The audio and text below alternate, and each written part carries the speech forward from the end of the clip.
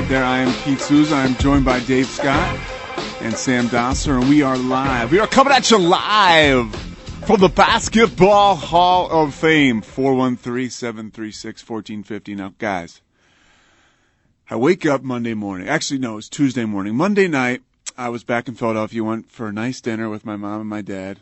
That gives you a window. Gives you a window into my social life. 37 years old. I'm out with mom and dad. Yeah, you're never too old for mom and dad. You know what the funniest part is? I didn't have any cash on me, and the guy checked my coat, and we're getting ready to leave. And the guy goes to get my coat, and I look at my dad. I said, "Dad, do you have $1? So I can give it to the guy when he comes back with my jacket." Such a 16-year-old move. Yeah, 16, 36, 37, whatever. Same thing. So Monday night I go to dinner. Great time. I get home Monday night. And I love watching the Knicks, especially when they play at home. Something special about it. Something special about MSG. Something special about Carmelo.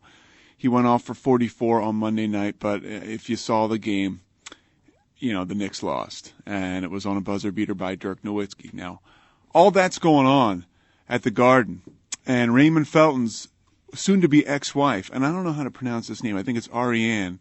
How about this? Raymond Felton's wife. His wife's name is Ariane Raimondo Felton. So she's a first-year law student at Fordham University. So while Felton and his boys are falling to the Mavericks at home, she is walking down to the police station on the Upper West Side in New York City and turning in Raymond's gun. All right, Dave, easy now.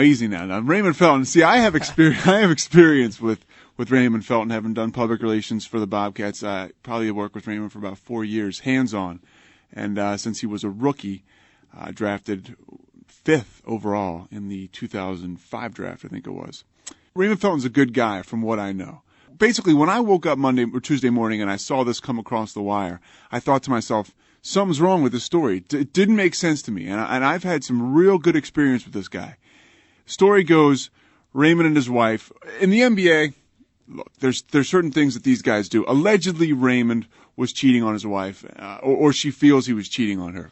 That part of the story, sorry, Ray, I buy. She confronts him about the cheating over and over again, and she wants to get divorced. I buy all of that. They're living together on their Upper West Side apartment. Apparently one of the last fights was on Valentine's Day. Now, here's where I think the story gets a little suspect. She claims that Felton would constantly wave around this Belgian firearm. Dave, come on, man. He would wave around this Belgian firearm when they would get into fights. That part I don't buy. Now, she files for divorce. So Raymond goes to play his game. Why he was still living at their Upper West Side apartment to me doesn't make too much sense, but I've seen the breakup with Vince Vaughn and Jennifer Aniston, so they lived together for a while as they were breaking up. So maybe this is like the breakup 2 starring Raymond Felton and his soon-to-be ex-wife.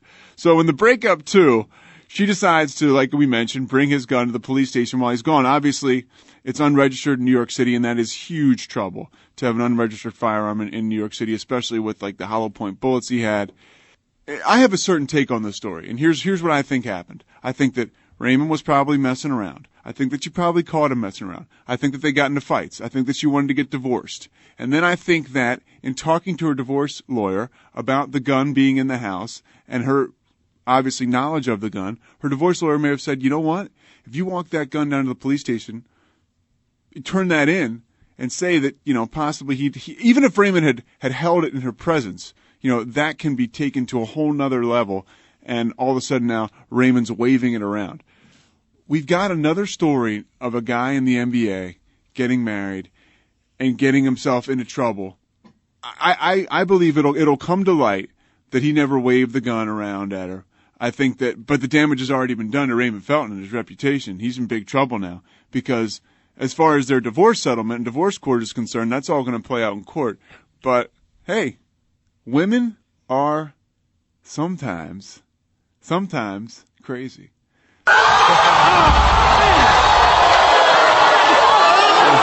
What was that sound effect for? Just a reaction. That was from You Are Not the Father, from the Maury Povich show. So what do you guys think about that story? I mean,